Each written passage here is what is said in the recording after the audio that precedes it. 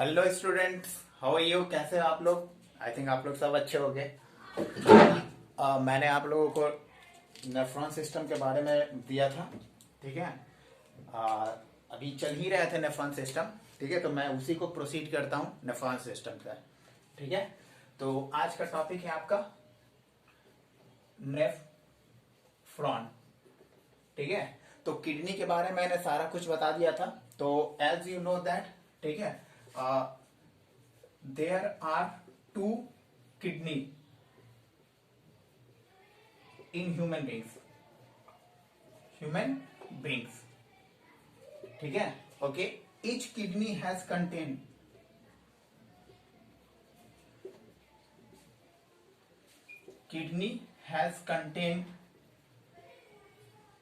1 million nephron, ठीक है। एक किडनी जो है वो 1 मिलियन नेफ्रॉन कंटेन करके रखता है, करीब करीब 10 लैक्स, ठीक है। 10 लैक्स यानी कि दो किडनी हमारे पास, तो एप्रोक्स हमारे पास 20 लाख नेफ्रॉन है, ठीक है। तो 20 लाख नेफ्रॉन है, तो इस बेसिस पर हम लोग कह सकते हैं क्या कि नेफ्रॉन इज द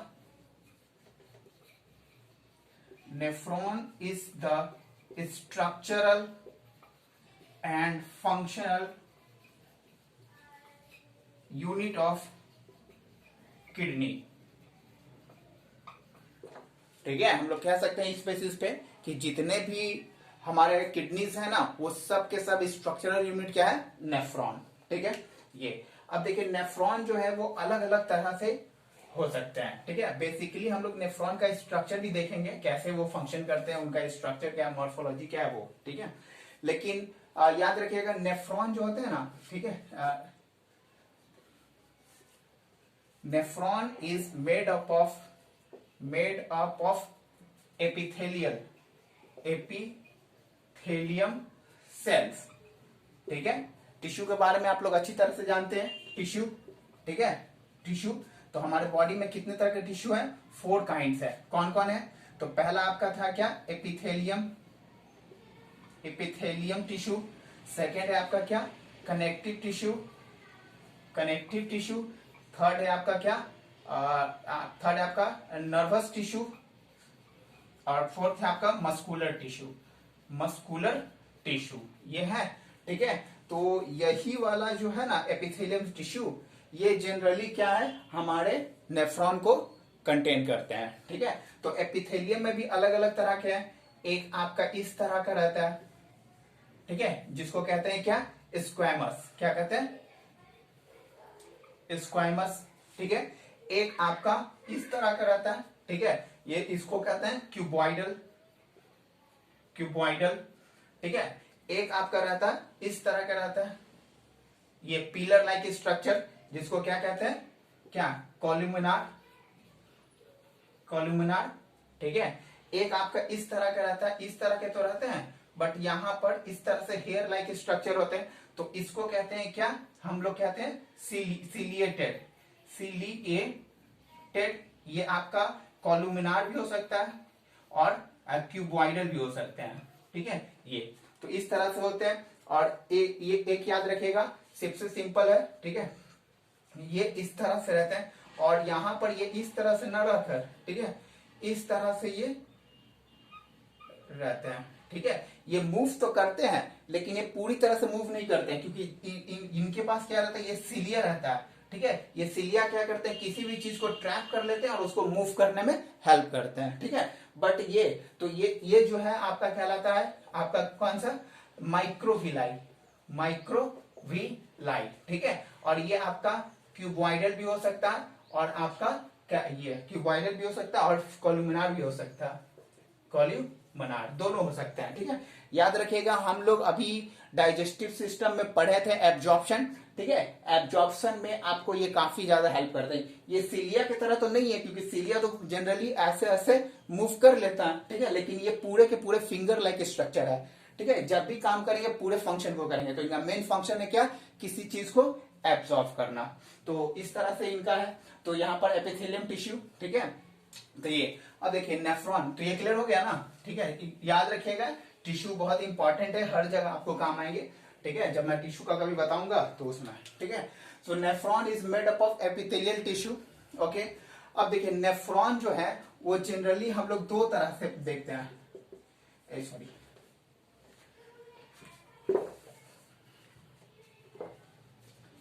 ठीक है। नेफ्रॉन्स जो है ना, ये आपको जनरली दो तरह के, एक है क्या, completely completely embedded embedded into completely embedded into एपिडाइडाइमिस नहीं, उसको क्या कहते हैं, पिरामिडल शेप जो रहते हैं, ठीक है, कंप्लीटली एम्बेडेड इनटू कॉर्टेक्स, और एक होते हैं slightly embedded into pyramid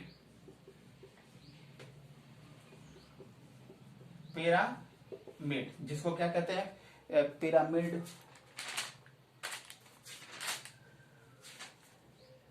medullary, ठीक है, पिरामिड मेडुलर,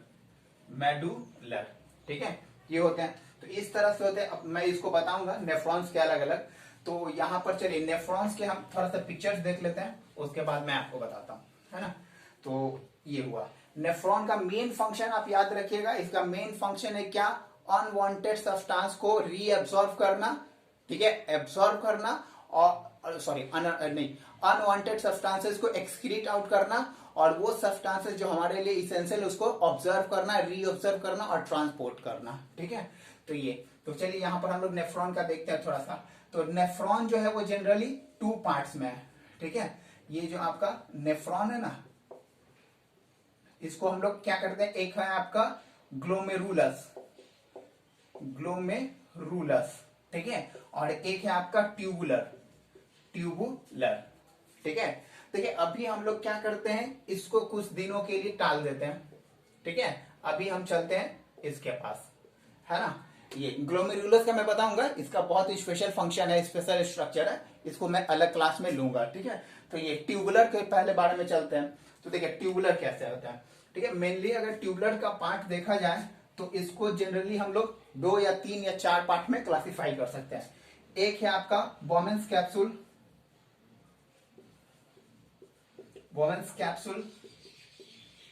ठीक है। दूसरा है आपका पीसीटी, ठीक है, जिसको हम लोग क्या कहते हैं, प्रॉक्सिमल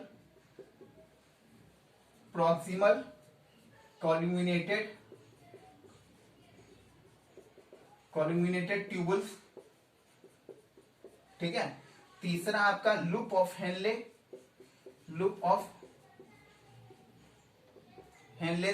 ठीक है।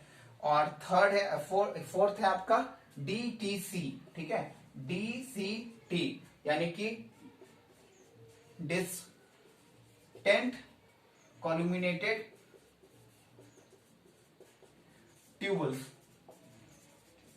ठीक है। ये जनरली इसमें, और एक चीज याद रखिएगा, यहां पर एक छोटा सा पार्ट होता है जिसको हम लोग कलेक्टिंग डक्ट कहते हैं, ठीक है, ये होते हैं। तो बेसिकली ये 5 या 4 या 5 पार्ट जो है वो आपका नेफ्रॉन सिस्टम में है, ठीक है। तो नेफ्रॉन सिस्टम में बोमेंस capsule, PCT, proximal collecting tissue, ठीक है, या कॉल्यूमिनेटेड टिश्यू जो भी कह लो, ठीक है, लूप ऑफ हेनले, और डीटीसी, ठीक है, डीसीटी यानी कि डिस्टेंट कॉल्यूमिनेटेड टिश्यू या कलेक्टिंग टिश्यू जो भी कह रहे हो, और एक है आपका कलेक्टिंग डक्ट, ठीक है। ये 4 पार्ट है। अब इसी के बेसिस पर हम लोग थोड़ा सा करते हैं, ठीक है। चलिए ओके, तो पहले मैं थोड़ा सा आपको पिक्चर ड्रॉ कर देता हूं, थोड़ा सा देख लो, उसके बाद करना, है ना। चलिए ओके, देखिए ये हम लोगों का होता है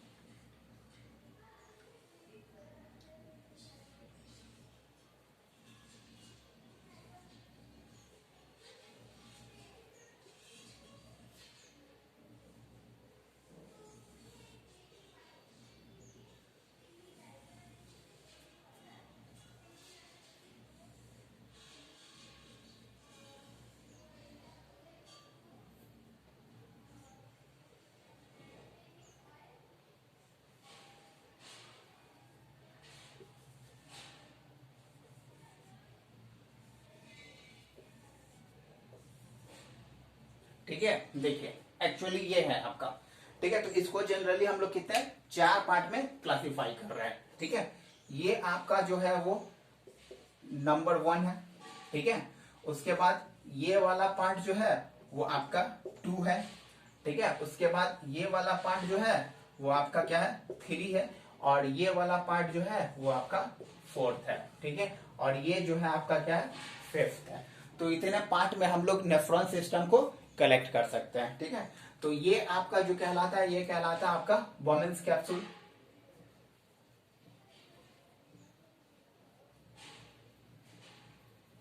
ठीक है। ये आपका कहलाता है पीसीटी, ओके।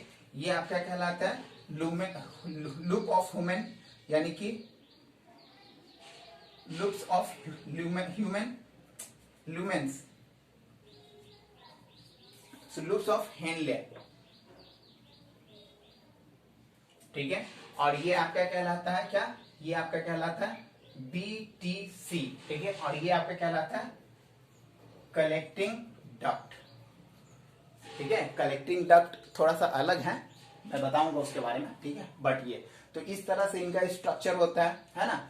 तो पहला हम लोग क्या करते हैं, पढ़ते हैं आपका वुमेन्स कैप्सूल्स के बारे में, ठीक है। ओके, क्लियर हो गया ना, ठीक है।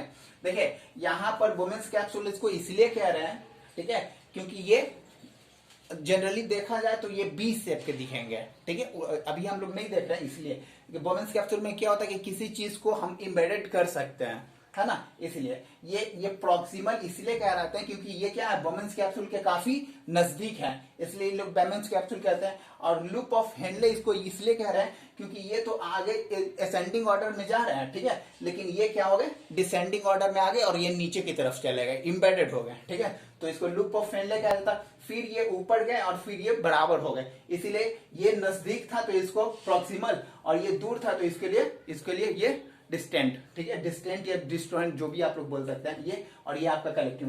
देखिए यहां पर याद रखिएगा, यहां पर इस तरह से जो सेल्स लगे होते हैं ना, तो इस पार्ट को हम लोग क्या कर सकते हैं, कभी बोल सकते हैं ASCENDI, ascending loop of Henle, loop of Henle, ठीक है। और ये वाला पार्ट को क्या कर सकते हैं, जनरली कह सकते हैं descending, descending loop of Henle, loop of Henle, ठीक है। ये कहते हैं, जनरली कहते नहीं है, मतलब मैं बता रहा हूं, ठीक है। तो ये तो इस चीज में अब यहां पर किस तरह के फंक्शन होता है, जब मैं किडनी यानी कि नेफ्रॉन का पूरा डिटेल्स आपको धीरे धीरे देता जाऊंगा, उसके बाद में बताऊंगा, ठीक है। तो चलते हैं वुमेन्स कैप्सूल के पास, ओके।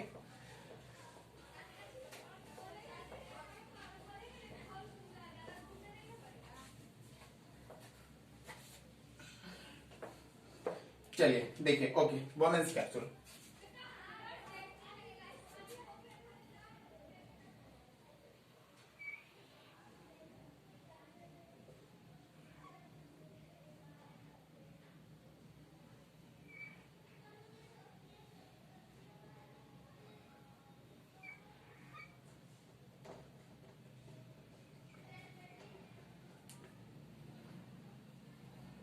ठीक है, देखिए एक्चुअली में वुमेन्स कैप्सूल होते हैं क्या, है ना।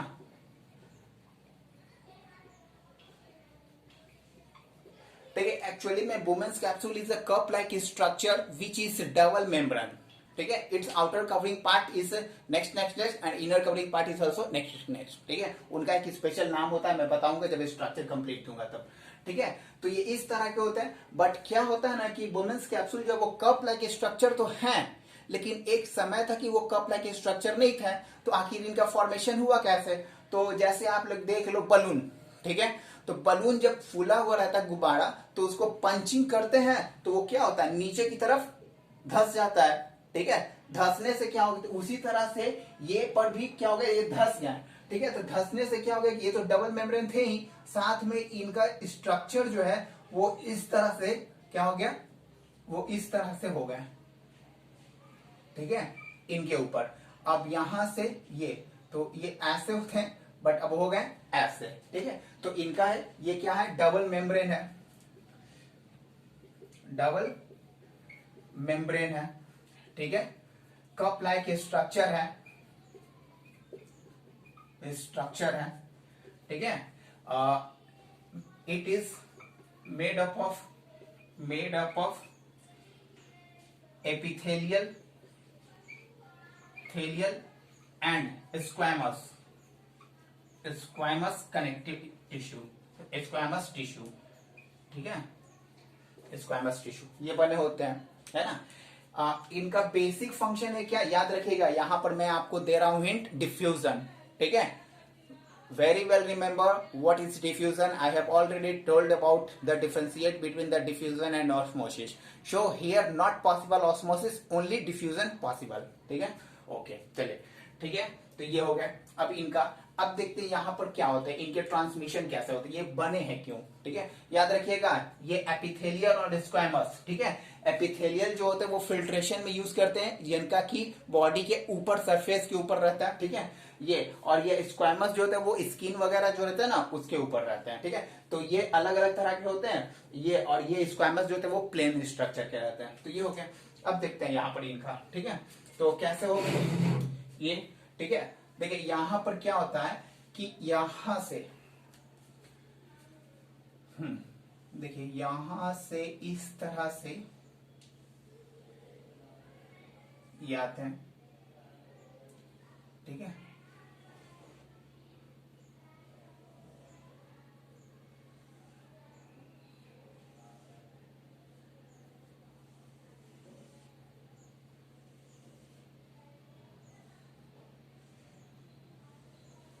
ये है ना, देखिए ये मेरा क्या है, ब्लड कैपिलरीज है, ब्लड वेसल्स, यानी कि ब्लड आर्टरीज, ठीक है।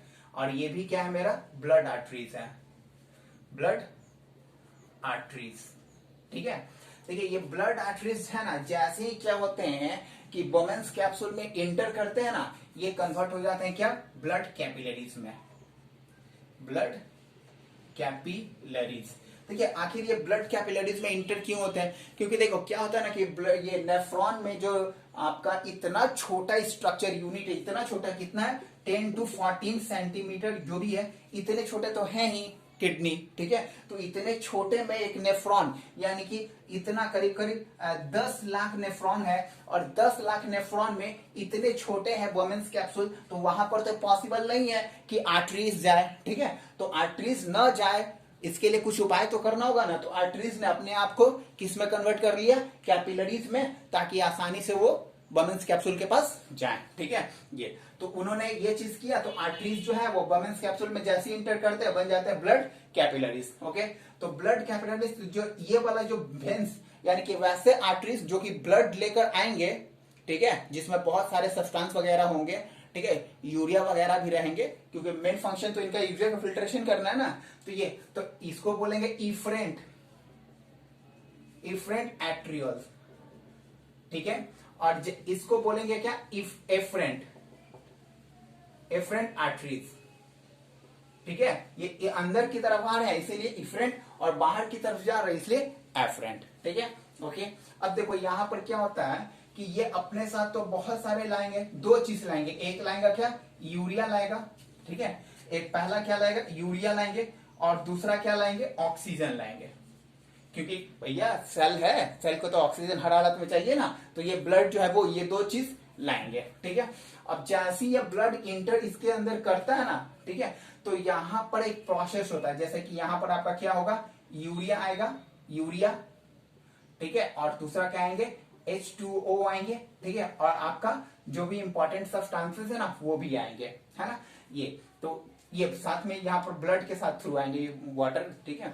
ये तो यहां पर क्या होता है कि ये क्या करते हैं, इस तरह से यहां पर एक्सिल करते हैं, ठीक है। तो डिफ्यूजन के कारण क्या होता है कि प्रेशर इंक्रीज कर जाता है वोमेन्स कैप्सूल में, जैसे ही ब्लड का जो यूरिया कंटेन किए हुए, तो वहां से बेसिकली जो वांटेड सब्सटेंसेस वो डिसॉल्व आउट कर दिए जाते हैं, ठीक है। लेकिन कुछ पार्ट ऐसे हैं जो कि आ जाते हैं, तो यहां पर आपका यूरिया आ गया, साथ में कुछ पोटेशियम आयन या फिर सोडियम आयन आ गए, ठीक है, कुछ कभी कभी ग्लूकोज भी आ जाते हैं। तो इन सब चीजों को फिल्ट्रेशन करने का काम कौन करता है, वोमेन्स कैप्सूल, क्लियर, ओके। तो ये वोमेन्स कैप्सूल का फिल्ट्रेशन हुआ, ठीक है। अब देखिए वुमेन्स कैप्सूल के पास क्या है कि ज्यादा स्पेस तो है नहीं, ठीक है। अब गलती से कुछ ऐसे चीज जो है वो उनसे छिप गए और वो डायरेक्ट पास आउट हो गए ये लूप ऑफ हेनले में, तो वहां क्या करेंगे, तो वहां भी वही काम करेंगे, ठीक है। तो इस तरह से यहां पर जैसे ही जाएंगे, ठीक है, तो इन्होंने क्या किया, यूरिया तो दे दिया, ठीक है। ये इफरेंट आर्ट्रियल जो है got urea, but it didn't give क्या, ऑक्सीजन। दोनों काम करना था इसको, यूरिया भी देना था और ऑक्सीजन भी देना था। तो इस तरह से ये क्या करते हैं, अपने फंक्शन को न कर पाते हैं, ठीक है। तो फंक्शन को न कर पाते हैं, तो इसके लिए क्या हो गया, फिर इसके बाद ये क्या करेंगे, यहां से फिर अपने आप को ये तोड़ेंगे, इस तरह से तोड़ेंगे, यहां से ऐसे, ठीक है, ऐसे, ये इस तरह से, है ना। फिर उसके बाद ये, है ना, फिर ये, तो यहां पर आएंगे, फिर उसके बाद यहां पर ये क्या करेंगे, O2 दे जाएंगे, है ना। तो इसका एक स्पेशल नाम होता है, मैं आगे बताऊंगा। तो ये हो गया, तो वुमेन्स कैप्सूल के बारे में पता चल गया ना, ठीक है, क्लियर हो गया वुमेन्स कैप्सूल, ओके। अब देखिए, अब यहां पर चलते हैं सेकेंड पार्ट में, ठीक है। सेकेंड पार्ट में मैं यूरिन का फॉर्मेशन कैसे होता है हमारे बॉडी में, स्टेप बाय स्टेप मैं आप लोग को दूंगा कि यूरिन आखिर बनते हैं क्यों, है ना। चलिए देखिए, सेकेंड पार्ट में चलते हैं। तो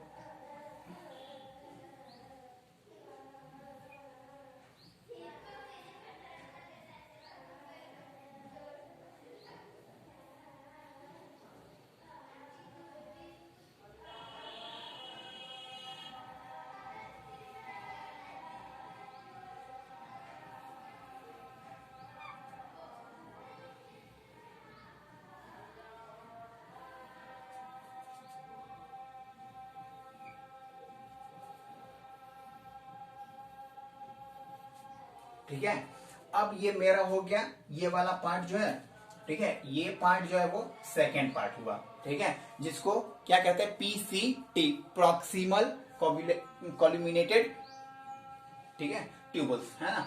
तो ये PCT, क्या हो गया भाई,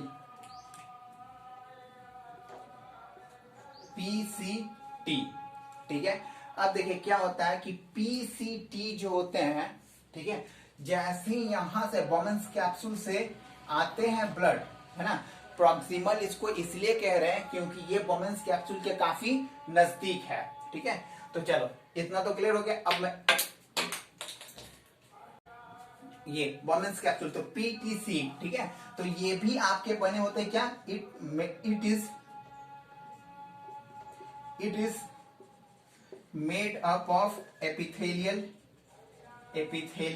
tissue and epithelium tissue and squamous tissue, ठीक है। ये तो ये क्या होते हैं, ये ट्यूब लाइक स्ट्रक्चर होते हैं, ठीक है, ज्यादा बड़ा नहीं होता है, तो बहुत स्मॉल होते हैं, ठीक है।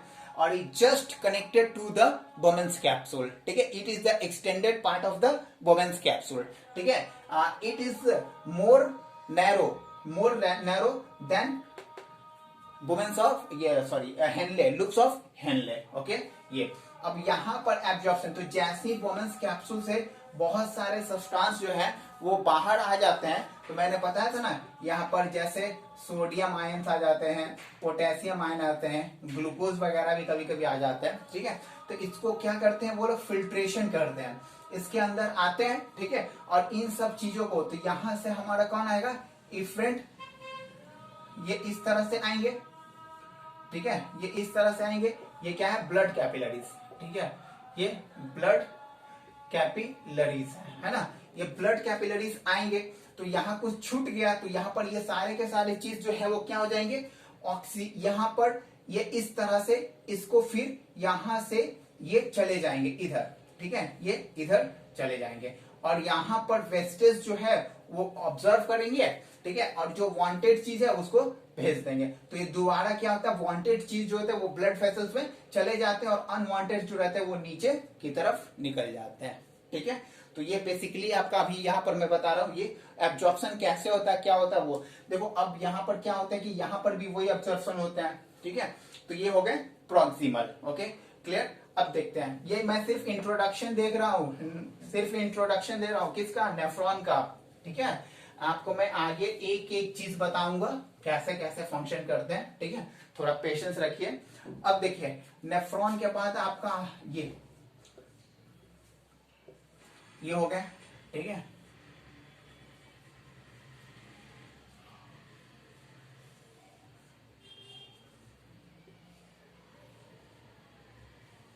ये अब देखो यहाँ पर ये वाला जो पार्ट है ना, ठीक है, इसको कहेंगे क्या, इसको कहेंगे loop of Henle, loop of Henle's, ठीक है। देखिए लूप ऑफ हेनलेस जो है इसको इसलिए कहते हैं क्योंकि ये पिन लाइक स्ट्रक्चर होते हैं, ठीक है। पिन इस तरह के स्ट्रक्चर होते हैं, ऐसे ऐसे, ठीक है, इस तरह के स्ट्रक्चर होते हैं पिन लाइक स्ट्रक्चर, ठीक है। और ये क्या होते हैं कि मतलब दो तरीके से नेफ्रॉन में रहते हैं। एक तो आपका मेडुलरी में पूरी तरह से इम्बेडेड होते हैं, और एक होता है क्या कि उसका 20% पार्ट जो है वो मेडुलरी पिरामिड्स में इम्बेडेड रहते हैं, ठीक है। तो ये तो यहां पर मेन फंक्शन क्या होता है कि यहां से जैसी अनवांटेड सब्सटेंसेस कुछ कुछ आ जाते हैं और कुछ चले जाते हैं। जो वांटेड सब्सटेंसेस होते हैं ना, जैसे यहां पर आते हैं, जैसे कि पोटेशियम हो गया, सोडियम हो गया, ठीक है, ये ग्लूकोज हो गया, ये सब। तो इसको क्या करेगा, तो इफरेंट आर्टरियोल्स जो है वो यहां से दोबारा इस तरह से आएंगे और इसको पूरी तरह से कवर करेंगे, ठीक है। इस तरह से पूरी तरह से कवर करके आएंगे, और यहां पर जो आ गए हैं ना, इसको इस तरह से वो फिल्टर आउट करेंगे कि ये इसके अंदर चला जाए, ठीक है। और जैसे ही इसके अंदर जाएगा ना, कंपनसेशन होने के कारण ये इंपॉर्टेंट सब्सटेंसेस जो है वो फिर से चले जाएंगे किसके पास, फिर से चले जाएंगे ब्लड वेसल्स में। और यहां पर तो याद रखिएगा, इम्प्योर सब्सटेंसेस लेकर कौन जाता है, वेंस। ये वेंस यहां नहीं बन रहे हैं, बन रहे हैं क्या, सारे के सारे आर्टरियोल्स बन रहे हैं। जब तक इसमें डी ऑक्सीजन सब्सटेंसेस नहीं जाएंगे, ठीक है, तब तक ये वेंस नहीं बनेंगे। तो ये सब है। उसके बाद जैसे ही ये क्या होंगे, इधर आएंगे, ठीक है, और अनवांटेड सब्सटेंसेस इसके बॉडी में आ जाएगा, और उसके बाद ये क्या हो जाएंगे, इधर इधर जाकर ये बन जाएंगे क्या, ये बन जाएंगे रीनल वेंस, रीनल वेंस, ठीक है। तो ये तो यहां पर भी इनका एब्जॉर्प्शन होता है। अब देखिए यहां पर इनका क्या होता है ना कि यहां पर री एब्जॉर्प्शन होते हैं। देखिए ये वाला पार्ट जो है ना, क्या करेगा कि कुछ पार्ट ऐसे सब्सटेंसेस के होंगे जो डायरेक्ट लूप ऑफ हेनले या फिर प्रॉक्सिमल से डीसीटी में चले जाएंगे। तो यहां पर एब्जॉर्प्शन भी होता है और एक री एब्जॉर्प्शन भी होता है। ये किसके कारण होते हैं, यहां पर डिफ्यूजन के कारण होते हैं, ठीक है, क्लियर, ओके। अब देखिए उसके बाद आपका डीसीटी, ठीक है।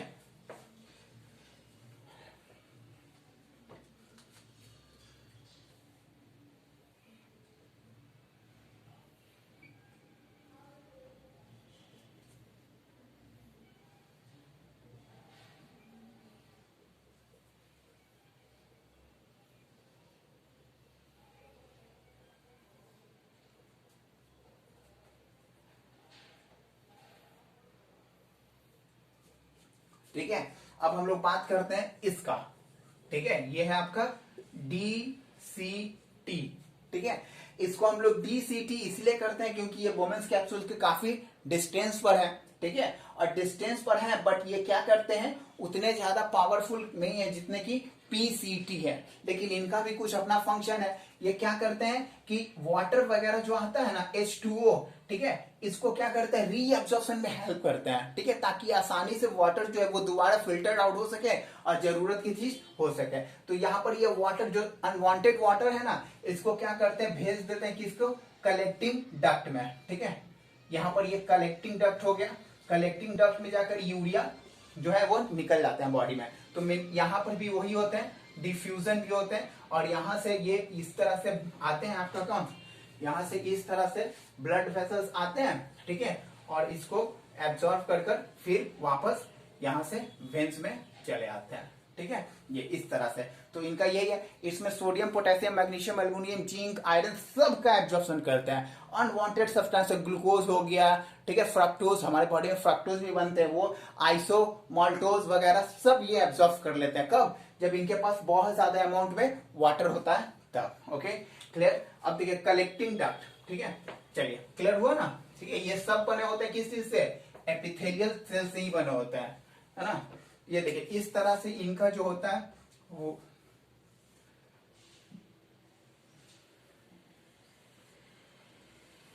ये आपका है क्या? कलेक्टिंग डक्ट है, कलेक्टिंग डक्ट, ठीक है। तो ये यहां से यूरिया आते हैं, यूरिया या फिर यूरिया जो H2O कंटेन करते हैं, जैसे ही आते हैं इसमें क्या होता है? फिल्टर, ये चले जाते हैं इसमें, और यहाँ पर भी ये फिल्टर होते हैं, ठीक है। फिल्टर होने के बाद ये क्या है? पाइप के थ्रू, जिसको हम लोग यूरेथ्रा कहते हैं, ठीक है, सॉरी यूरेटर्स, और यूरेटर्स के थ्रू क्या होते हैं? वो यूरिनरी ब्लैडर में आते हैं, और यूरिनरी ब्लैडर से होकर वो बाहर आउट निकल जाते हैं। तो इनका भी यही, तो कलेक्टिंग डक्ट का मेन फंक्शन है क्या? यूरिन का कलेक्शन करना, ठीक है। इसके अलावा और कोई उनका प्रॉपर फंक्शन नहीं है, ठीक है। ओके, आज इतना ही रहने दीजिए, मैं आपको कल नेफ्रॉन के बारे में और ज्यादा डिटेल्स दूंगा। Okay, thank you.